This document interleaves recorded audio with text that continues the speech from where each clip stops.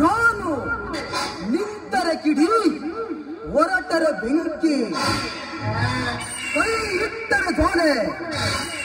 ಆ ಜ್ವಾಲೆಗೆ ಇನ್ನೊಂದು ಹೆಸರೇ ಈ ರಾಜ.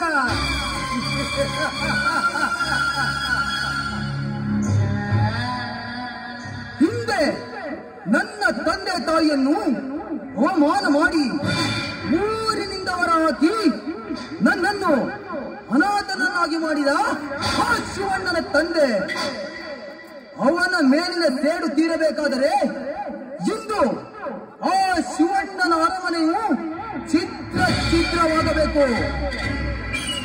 ಆ ಶಿವಣ್ಣನು ತುತ್ತು ಅನ್ನಕ್ಕಾಗಿ ಬೀದಿಯಲ್ಲಿ ಭಿಕ್ಷೆ ಎತ್ತಬೇಕು. ಈ ಊರದರೆ ಆ ಶಿವಣ್ಣನ ಹೆಂಡತಿ ಸುರದ್ರೂಪಿ ಚೆಲುವೆ ಸೌಂದರ್ಯ. ಆ ಸೌಂದರ್ಯಗಳು ನನ್ನ ಕಾಲ ಕೆಳಗೆ ದಾಸಿಯಾಗಬೇಕು.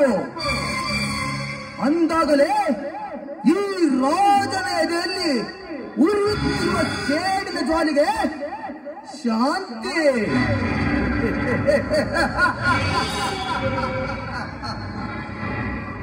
ಶಿವಣ್ಣ,